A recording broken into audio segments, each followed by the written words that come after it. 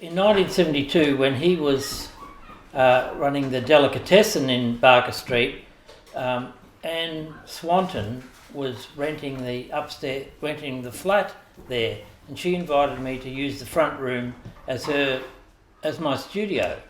So I had the first summer in Castlemaine. I had an artist studio above Keith's shop. Also, Julie, who conducted the pie shop on the other side of Barker Street, was my partner and my son's mother. And Locke, who is Locke Thornton, my son, he's now conducting the Theatre Royal. He started in the hospitality business at the age of 4, because I remember Julie panicking at 5 o'clock in the morning, trying to get the pies made for the next day, and going in there and seeing Locke standing on a high stool, ladling the contents into the pies at the age of 4. So that's a story. Anyway, he can proudly say he's been in the hospitality business for 36 years or whatever it is. Theatre Royal, I know you're trying to make a map of interesting things. I conducted the cinema side of the Theatre Royal from 1980 to 1999, which is nearly 20 years. It felt like 20 years. Which is it curtailed my artistic career somewhat, but I can proudly say that I helped keep it open for that time. Anyway, a couple of stories from the theatre is that one time, and this was told to me by the previous management, when access to the theatre was down the alleyway, because there was a hotel in the front. We're talking early last century. There was one story of a philanderer exiting the upstairs window when a husband came back to the hotel and falling heavily and breaking a leg and not being able to escape from the angry husband. That was told to me by John Holland, whose father renovated the Theatre Royal, and that was in 1938. So, and it was called the New Theatre Royal then. Another story is when Archbishop Mannix visited Castlemaine, and at the time of his visit, it was First World War and the conscription debate was raging in Australia, and he was the Catholic Archbishop of Melbourne, and he didn't want Irish boys enlisting to fight for the British, so he was very strong in the No campaign, and he spoke in towns all around the state, and he was refused a booking at the town hall because of the nature of his argument. But he was invited to speak at the Theatre Royal from the balcony. In those days, there was a hotel at the front and a balcony out on the street. So he addressed the crowd from that balcony, and to get to that balcony, he had to pass through the bedrooms, and there was a little girl sickly girl in that bedroom, and she received a blessing from the Archbishop as he went out and as he went back, and she lived to a ripe old age, and she attributes that her miraculous recovery to a blessing from the Archbishop, which occurred there in at the theatre. You might notice that St Mary's Hall, which is just on the next block on the same side of the street in Hargrave Street, has a date 1918. Well, Mannix and the local congregation erected that hall so that in future Mannix would not suffer the indignity of having a booking refused, so they built their own hall. And it's there. It'll be 100 years old soon. Castlemaine is one of my themes. I have a number of themes that I explore, but I try to choose buildings that would not necessarily appeal to artists, like the new police station and Thompson's Foundry Band Hall and the new bacon factory, etc. Even your selection of postcards that you, the CBA and the that sort of thing as well. Yeah, that was an earlier project. It's going to be reprised. What used to go on where the police station is?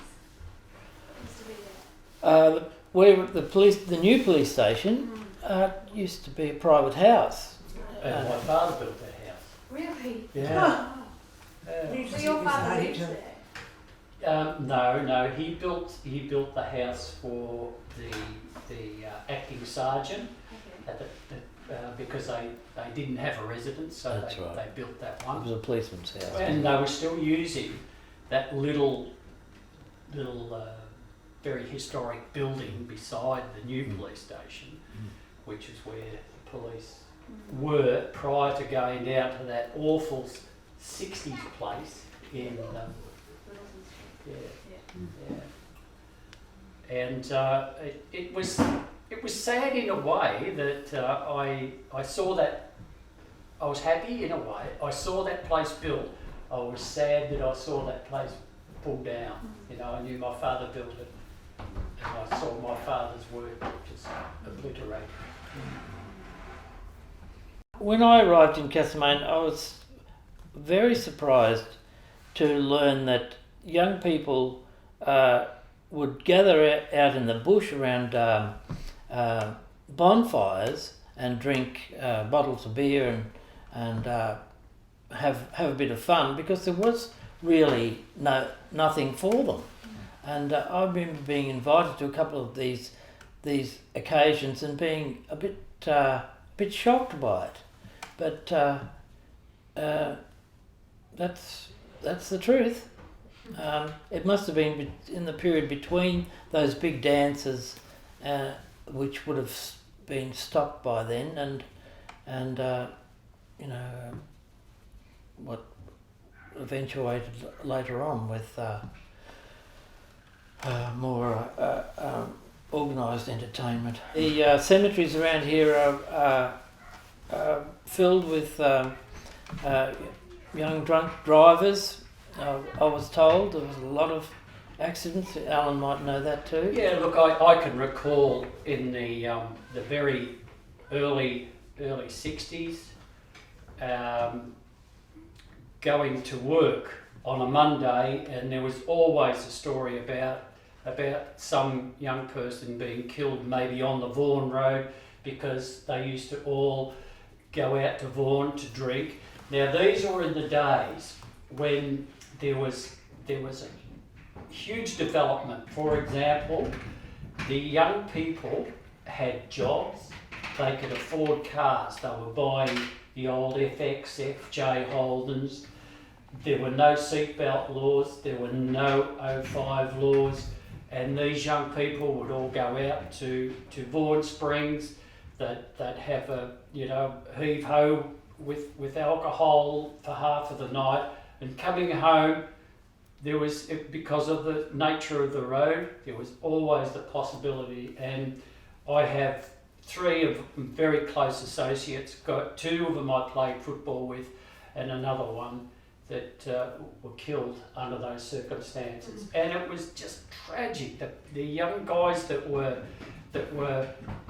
taken that way because of alcohol, And just that transition between having the money to get out and do these things because they had good employment, the transition between that and the 05 laws and the regulations in regard to seatbelts, a lot of them probably would have still been here. At that stage, I was playing with football with two young guys, and I sort of took a different track where I preferred to do other things rather than go on, and as Les just talked about going to the fires in the bush and drinking and that. I took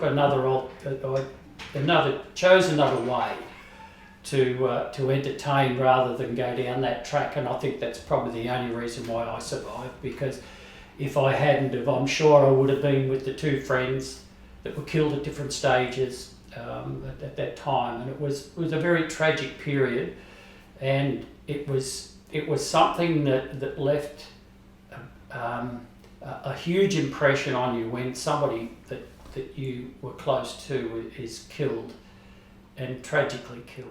The other morbid thing that used to happen in those days was that, as I referred to this old police station, what the police used to do was they used to take the crashed vehicle and put it over a fence beside the police station. And now I guess that was either for the coroner, if that's the way they went then, I can't remember. But there was this morbid thing where everybody would go up to view the crashed car. And I did it. I can remember in the car that one of my friends was killed. There was the top false teeth in the car. And, although it really hit me when I saw that, because that was a part of a person that was a friend, and all of a sudden, that friend's gone, but there are traces of his life that were in that car. And shoes, there was always somebody's shoe, and these remnants just played it. I often wondered with the younger guys that did go up and view these cars, and they did. As I said, I was one that it didn't really hit them more. Okay, this is, this can do you in, and this is what is happening. And the thing is that was just this community. We had Maryborough, you had Bendigo, you had Kyneton, where very similar things were happening.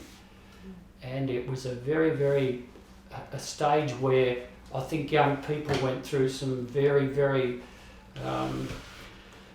hard lessons to understand that you had to be more responsible. And I guess that's why we did get the 05 laws, and which I think in retrospect saved a lot of lives. I do recall there was it's not defaming any, not defaming, I'm looking for another word, but there was a young guy who used to always fight, and he ended up, and I used to sort of in a way, not idolise him, but I just used to like the way he dressed with his Elvis hairdo and the way he looked. Black shoes and tight black pants. And he ended up, he had to marry this woman, and I remember talking with my brother. Now they're only very young. I remember talking with my brother and saying, do you reckon they'll last very long? No, they won't last. Well, probably about 10 years ago, I learned that his wife had just passed away from cancer, and they were still together. And they were the last people on earth, that you would think would still remain together as a family and love each other, because of the way that this guy was just just, you know, he was one of the ones that liked to go out and belt the crap out of everybody. And yet he turned out to probably be, you know, the best father, the best husband, and it just shows you sort of maybe can't tell a book by its cover.